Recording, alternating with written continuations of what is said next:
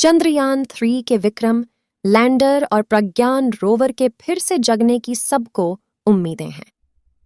चंद्रमा पर सूर्योदय हुए कई दिन बीत जाने के बाद भी अब तक दोनों मॉड्यूल्स दोबारा एक्टिवेट नहीं हुए। चंद्रमा पर जब चंद्रयान-3 को भेजा गया था, तब रोवर प्रज्ञान के पिछले पहिए में भारत के राष्ट्रीय चिह्न अशोक चिह्न और इसरो के लोगों को उसमें उकेरा गया था। कहा जा रहा था कि जहां जहां प्रज्ञान चांद की धरती पर चलेगा, वहां वहां चिह्न और लोगों की तस्वीर बनती जाएगी। अब इसरो ने जानकारी दी है कि चांद की मिट्टी पर दोनों की साफ तस्वीर नहीं बन पाई है।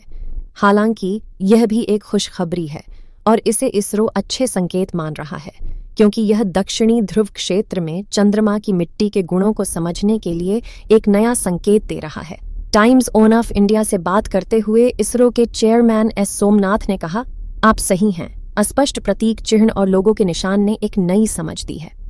हम पहले से ही जानते हैं कि यह मिट्टी अलग है, लेकिन हमें यह पता लगाना होगा कि इसे अलग क्या बना रहा है।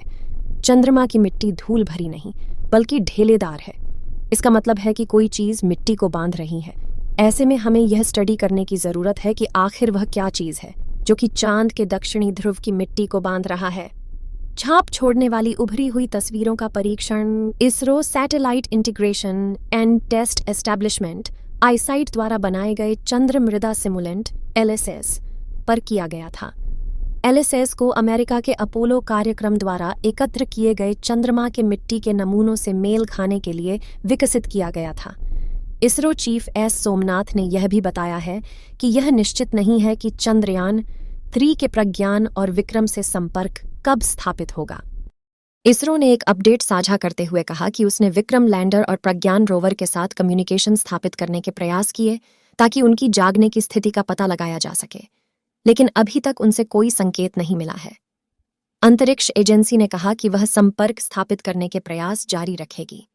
अंतरिक्ष में 40 दिनों की यात्रा के बाद चंद्रयान-3 लैंडर और विक्रम रोवर 23 अगस्त को चंद्रमा के दक्षिणी ध्रुव पर उतरा, जिसके बाद भारत ऐसा करने वाला पहला देश बन गया। चंद्रमा की सतह पर लैंडर विक्रम के टचडाउन स्थान शिव शक्ति बिंदु से 100 मीटर से अधिक की दूरी पार करने के बाद रोवर प्रज्ञान को 2 सितंबर को सुरक्षित रूप से पार्क किया गया और स्लीप मोड में सेट कर दिया गया था। इन सभी बातों के बीच अगर हम चीन की बात करें तो चीन कभी भी ये नहीं चाहेगा कि हमारा चंद्रयान-3 के लैंडर विक्रम और रोवर प्रज्ञान नींद से जागे। आपको बता दें कि रूस और चीन के सहयोग से लॉन्च किया गया लूना मिशन फेल होते ही भारत के लिए चांद का साउथ पोल का एरिया साफ हो गया था और चीन के लिए लूना का असफल हो जाना काफी बड़ा झटका था। अब देखा जाए तो चीन दबे मन से चंद्रयान-3 को ना जागने की ख्वाहिश जरूर रखता होगा, क्योंकि चीन के प्रतिद्वंदी के लिस्ट में भारत का नाम भी आता है। बहरहाल चंद्रयान-3 की बात करें तो चंद्रयान-3 मिशन की अपेक्षित अवधि समाप्त होने में काफी समय बीत जाने के बावजूद भारतीय अंतरिक्ष अनुसंधान संगठन इसरो ने चंद्र रात्रि के बाद मिशन के फिर से जीवित होने की उम्मीद बरकरार रखी है। हालांकि इसमें अभी तक कोई कामयाबी नहीं मिल सकी है। माना जा रहा है कि जैसे ही विक्रम लैंडर और प्रज्ञान रोवर चंद्रमा की सतह पर सोए, US स्पेस फोर्स सैटेलाइट के प्रक्षेपण ने पृथ्वी के ऊपरी वायुमंडल में एक छेद कर दिया होगा। चंद्रयान-3 मिशन के लैंडर और रोवर को चंद्रमा पर सिर्फ एक चंद्र दिवस के लिए काम करने के मद्देनजर डिजाइन किया गया था, यानी लगभग 14 दिन, और वह समय काफी पहले बीत चुका है। ऐसा इसलिए है क्योंकि मिशन के इलेक्ट्रॉनिक्स को रात के समय चंद्रमा पर चरम स्थितियों का सामना करने के लिए डिजाइन नहीं किया गया था, जहां तापमान 200 डिग्री सेल्सियस से भी नीचे गिर सकता है और सौर संचालित मॉड्यूल के काम करने के लिए बिल्कुल भी सूरज की रोशनी नहीं है।